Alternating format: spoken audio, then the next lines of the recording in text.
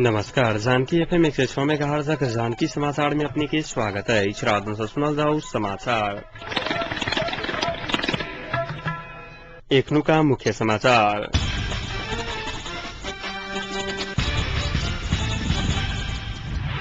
धनुषा गाविस सचिव सब ऊपर कार्रवाई देखावा मात्र रहल धनुषाक सचिव सभक आरोप। महतरी के कथिमिया एक गोटे के हत्या। जनता के काम क देखावा प्रमुख तीन दलक नेता सबके पूर्व प्रधानमंत्री तथा पूर्व सभामुख सभक आग्रह। गैर कानूनी रूप से थुनुआ रखने शहर करैत कारण देखावा प्रमुख जिलाधिकारी आ प्रहरी प्रमुख के जिला अदालत के आदेश। जिला विकास समिति धनुषाक निलंबित 18 गोटे कर्मचारी के कार्रवाई करवायल नागरिक समाज जनकपुर आ रामानंद युवा कमिटी सरकार संकला का मांग। प्रधानमंत्री भट्टराय ईरान करण प्रस्थान और संविधान सभा के पुनर्स्थापन व नवनिर्वाचन करे के विषय में सहमति जुटावा के प्रमुख तीन दल के शीर्ष नेता सबके जिम्मेवारी। जिला विकास समिति धनुषा में गत आर्थिक वर्ष केवल सामाजिक सुरक्षा के बेरोजी फरछोट नहीं के निहार सचिव ऊपर कार्रवाई कर विगत के आर्थिक वर्ष में लाखों रुपया बेरोजी रहनिहार सचिव के जुगावा के काज भेल की सचिव सब शिकायत व्यक्त करने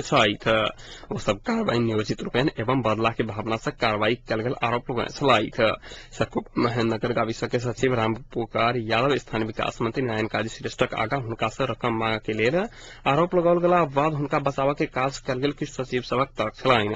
सचिव यादव ऊपर सामाजिक सुरक्षा के लाखों रकम बाकी छैन। जिला विकास समिति धनुषा के अनुसार यादव ऊपर 35,38,475 रुपया पेश की प्रचोट बाकी रहला। गाविस कार्यालय नहीं जाकर सदर मुकामे से कार्यालय के कार्य संपादक कनिहार यादव ऊपर कार्रवाई नहीं भेल कहे सचिव सब दुख व्यक्त करने धनुषा के 12 गाविस सचिव के 5 करोड़ पेश की प्रचोट करवाक बाकी रहला। आर्थिक वर्ष 2067-68 आ 68-69 मिलाकर 5 करोड़ रुपया पेश की प्रचोट करा के बाकी रहल जिला विकास समिति जनौलक। प्रेमपुरक सचिव रामपुकार यादव ऊपर 62,38,000, अम्बिसर बोड़ा के सचिव रामदयाल महतो आ मधुसून महासेठ ऊपर 42 लाख, बरमजिया के सचिव देव कुमार गोबिहार ऊपर 44,88,000 पेश की प्रचोट करवाक बाकी रहला। तेनासपी के सचिव तपेश्वर शाह ऊपर 33,25,000, हंसपुर कटपुला के सरोज मिश्र ऊपर 40,41,000, सोनीगम्मा सचिव राम अवतार मंडल ऊपर 23,86,000, लवटोली के सचिव छेदी ठाकुरक ऊपर 29,56,000 पेश की प्रचोट करवाक बाकी रहल जिला विकास समिति जनौलक। मिथिलेश्वर निकासक सचिव राम नरेश महतो ऊपर 25,43,000, थाड़ी जिला सचिव उमेश चौधरी ऊपर 24,42,000 रुपया पेश की प्रचोट करवाक बाकी रहल जिला विकास समिति जनौलक।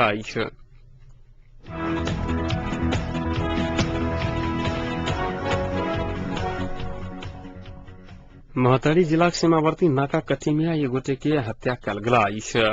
हत्या कल गेल व्यक्ति के सब आई भेटला।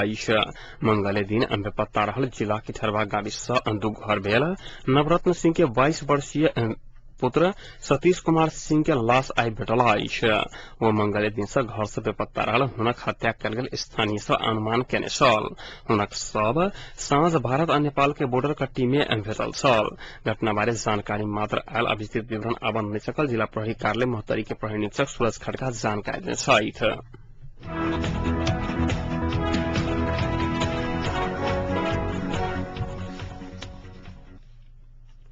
प्रमुख दलक शीर्ष नेता सब पूर्व प्रधानमंत्री तथा पूर्व सभामुख सब वार्ता असहमति के बात नहीं कर जनता के काम करके देखावा के समय आ चुकल बुतवाई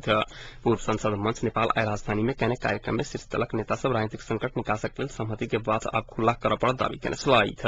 एकीकृत नेकपा माओवादी के अध्यक्ष पुष्पकमल दाहाल प्रचंड ऐसा पहिने नहीं मिलल विषय के निष्कर्ष में जाके व फेर निर्वाचन में जाके जल्दी सहमति का अगाडि बढ़परत बुतवाई नेपाली कांग्रेसक सभापति सुशील कोइराला बात करत बेल पता लगा अगाडि बढ़परत बुतवाई एमाले अध्यक्ष खनाल संविधान सभा के विघटन भेला बाद दल से विभाजित भेल स्वीकार कर सरकार कार्यशैली एकलुटी भेल कहत आलोचना केने छल। विघटित संविधान सभा के अध्यक्ष सुभाष चंद्र नेमांग संसद भक बहिष्कार बैसा नहीं सकल अवस्था में मात्र अध्यादेश लावा के व्यवस्था भेला कारणे संसद नहीं रहल एखन के अवस्था में अध्यादेश लावा के नहीं मिला दावी केने छलखिन। पूर्व प्रधानमंत्री लोकेन्द्र बहादुर चंद एखन के शीर्ष नेता सभक काज जतऽ से शुरू भेल ओते पहुंच कर संपन्न भ अर्थहीन भेल टिप्पणी केने छलखिन।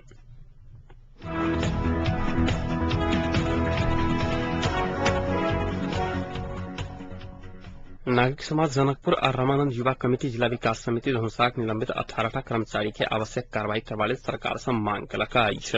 विकास निर्माण तथा सामाजिक सुरक्षा जका संवेदनशील विषय में पदीय जिम्मेवारी के दुरुपयोग करे तो सब भ्रष्टाचारी कहने कहित कार्रवाई के मांग करत नागरिक समाज और रामानंद युवा कमिटी आज जिला प्रशासन कार्यालय में ज्ञापन पत्र बुझलकाई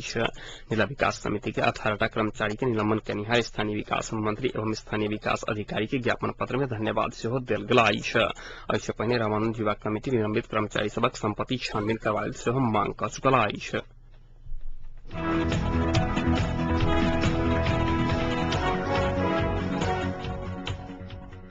गैर कानूनी रूप से थुना में रखने ठहर प्रमुख जिलाधिकारी और प्रहरी प्रमुख के जिला अदालत कारण दिखावा के आदेश जारी कला बाद वही के प्रति उत्तर में जाहिर बाला के नई थुने आदेश दिल गल छल खोटांग के प्रमुख जिलाधिकारी दीपक राज नेपाल और प्रहरी कार्यालय के निमित्त प्रमुख प्रहरी निरीक्षक खोटांग कमल बहादुर रजौन बिना कारण एसएलए खुर्के 7 के लाल बहादुर गुण के गैर कानूनी रूप से थुना में रखने तहत बंदी प्रत्यक्षीकरण रीट पड़ल रीट जिला न्यायाधीश प्रकाश कुमार कडेल के सोमदिन के 24 घंटा भीतर कारण देखावा आदेश जारी कला बाद थुनुआ के वह रात में रिहा कल गेल छल गुरुंग भादो 1 गते दिक्केल बाजार से पकड़ाव पड़ल छल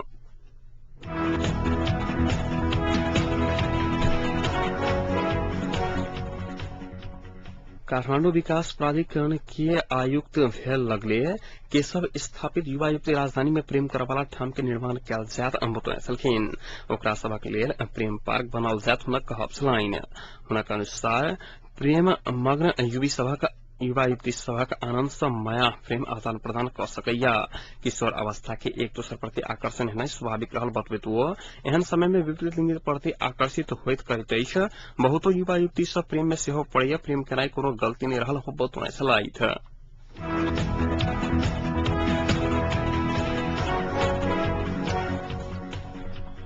नेपाली कांग्रेसक केंद्रीय सदस्य डॉक्टर प्रकाश शरण महत प्रधानमंत्री डॉक्टर बाबूराम भट्टराई सर्वदलीय बहिष्कार में अपने पद छोड़ा के घोषणा मात्र के बाद सहमति बनत विश्वास व्यक्त कर रिपोर्ट्स क्लब आइकने कार्यक्रम में वो प्रधानमंत्री ईरान से फिरता हुए लगले राजीनामा देव पद बतौने छलखिन वो नया निर्वाचन में जायला संविधान संशोधन कर संविधान विषय में सहमति जुटाकर संविधान जारी कर समेत संविधान सभा के पुनर्स्थापन आवश्यक रहल बतौने छलखिन कार्यक्रम में राष्ट्रीय मधेश समाजवादी पार्टी के अध्यक्ष सरसिंह भण्डारी माओवादी नेतृत्व के अभिव्यक्ति सरकारक चाइल सत्ता कब्जा तरफ उन्मुख रहल कहे तत्काल कांग्रेस के सरकार छोड़ा के विकल्प देवा पर तर्क करने छलखिन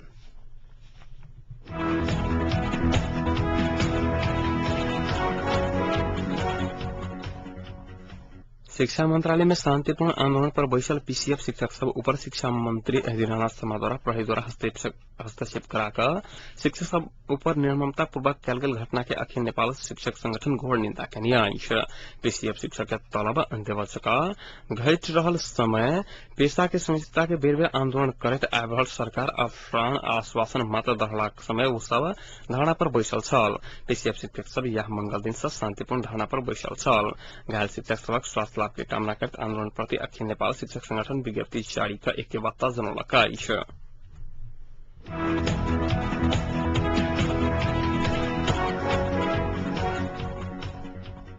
राष्ट्रीय मधेश समाजवादी पार्टी धनुषा जनकपुर नगरपालिका वार्ड नंबर 13 में जमघट का 31 सदस्यीय समिति गठन करने आई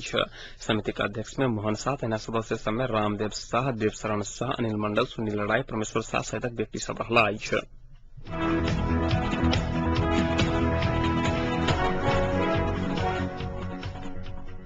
रामेछाप जिला गाविस के खुला दिशामुक्त क्षेत्र बनावे के अभियान शुरू भेला सरकार सन 2017 धरि में देश के खुला दिशामुक्त क्षेत्र बनावे के अभियान अंतर्गत रामेछाप के पहल बेर खाने पानी तथा सर सफाई डिवीजन कार्यालय मंथली के क्रियाशीलता में सुनार पानी बालुपचार सूखा जोर गेलू आ बटौली गाविस पहल खुला दिशामुक्त क्षेत्र गावी घोषणा कर लागल जिला खाने पानी तथा सर सफाई डिवीजन कार्यालय के निमित्त कार्यालय प्रमुख रामहरि घिमरे जानकारी देने खुला दिशामुक्त क्षेत्र घोषणा के लिए सभ्य जका मापदंड पूरा भ चुकला कारण घोषणा कयल जा जानकारी देने छलखिन एहि बीच रामेछाप में गाय भैंसी में कृत्रिम गर्भधारण करबे वाला किसान सबक संख्या दिन प्रतिदिन बढ़ि रहल पशु नस्ल सुधार राष्ट्रीय अभियान अंतर्गत रामेछाप जिला में गत आर्थिक वर्ष शुरू भेल ओहि कार्यक्रम अंतर्गत गत आर्थिक वर्ष में 15 से 60 गाय आ भैंसी में कृत्रिम गर्भधारण कयल गेल छल आर्थिक वर्ष 2069-70 में थप कृत्रिम गर्भधारण केंद्र सेवा सांगोटाल में समेत सावन महीना में मात्र 200 गाय भैंसी में कृत्रिम गर्भधारण कयल गेल बताओल गेल स्थानीय पशु से उन्नत किस्म के नस्ल पशु विकास कर सकबाक दिश किसान सब आकर्षित भेलाइछ।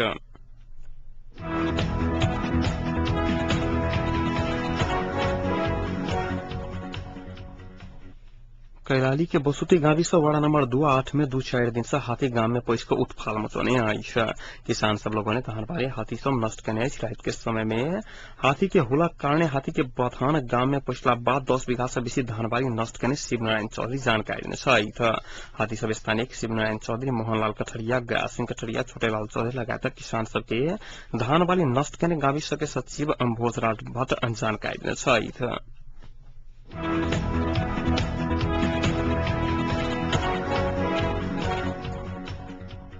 सर्लाही के उई किसान सब उई के मोल वृद्धि लगाए 24 बुंदे मांग रखत आंदोलित भेला। विगत के वर्ष के समय समय मांग रखा नहीं सकला कारण उई किसान सब सतखे मार में पड़ल कहत उई काट से पहले वो सब आंदोलन के कार्यक्रम सार्वजनिक करने आई। अपने सब उद्योग के भादो 20 गते धर के अल्टीमेटम देत विभिन्न आंदोलन के कार्यक्रम सार्वजनिक करने कृषक अधिकार महासंघ सर्लाही के संयोजक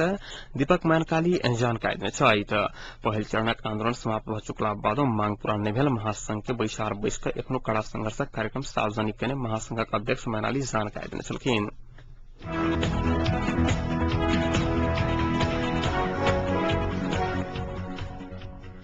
संविधान सभा के पुनर्स्थापन व नव निर्वाचन करा के विषय में सहमति जुटाबक लेल प्रमुख तीन दल के शीर्ष नेता सबक जिम्मेवारी देल गेल अछि। एकीकृत नेकपा माओवादी, नेपाली कांग्रेस, नेकपा एमाले के शीर्ष नेता सबक बैसार राजनीतिक गतिरोध अंतक लेल सहमति के विकल्प नहीं भेल निष्कर्ष निकालक अछि।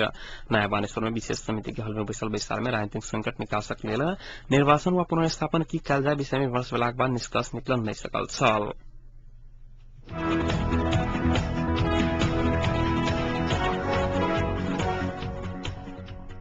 प्रधानमंत्री डॉक्टर बाबूराम भट्टराई ईरानक राजधानी तेहरान में होबयवला असंलग्न आंदोलनक 16वीं शिखर सम्मेलन में भाग लेबाक लेल नेपाली प्रतिनिधिमंडल सहित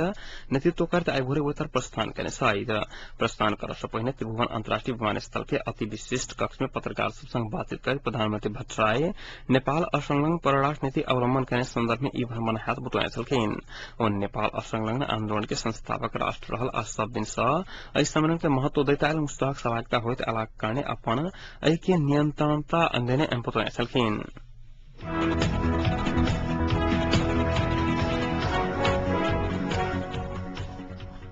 अब तापक्रम में कंचनपुरक तापक्रम 32 डिग्री सेल्सियस रहला अछि।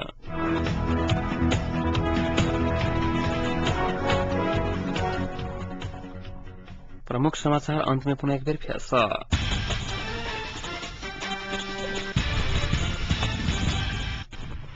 धनुषा गाविस सचिव सब ऊपर कार्रवाई देखावा मात्र रहल। धनुषा सचिव सभक आरोप मोहतरी कथी में एगो के कयल गेल हत्या। जनता के काम कर देखावा प्रमुख तीन दलक नेता सबके पूर्व प्रधानमंत्री तथा पूर्व सभामुख सभक आग्रह। गैर कानूनी रूप से थुनुआ रखने ठहर करैत कारण देखावा प्रमुख जिला अधिकारी आ प्रहरी प्रमुख के जिला अदालत के आदेश। जिला विकास समिति धनुषा के निलंबित 18 गोटे कर्मचारी के कार्रवाई करवा नागरिक समाज जनकपुर आ रामायण विभाग कमिटी सरकार से कलक मांग। प्रधानमंत्री भट्टराई ईरान के प्रस्थान आ संविधान सभा के पुनर्स्थापन व नव निर्वाचन करे के विषय में सहमति जुटाबक लेल प्रमुख तीन दल के शीर्ष नेता सबक जिम्मेवारी। अहिक संग आजुक जानकी समाचार एतै संपन्न होइत समाचार कक्षक संपूर्ण सहकर्मी के संग हम राजन आज्ञा साहब समाचार दोसर बुलेटिन के संग काल्हि उपस्थित रहबेटा करब। ताधरि के जानकी एफएम 106 मेगाहर्ट्ज। नमस्कार।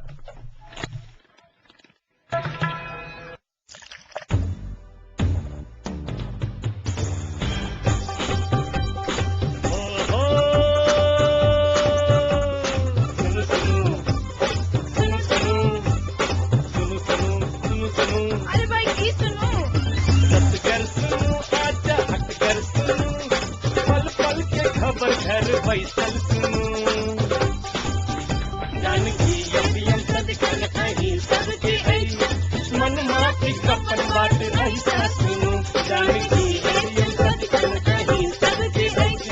मन माफी कपन बात ऐसा सुनू सुनू सुनू। मिथिलांचल गर्व जानकी अभियन 106 मेगा।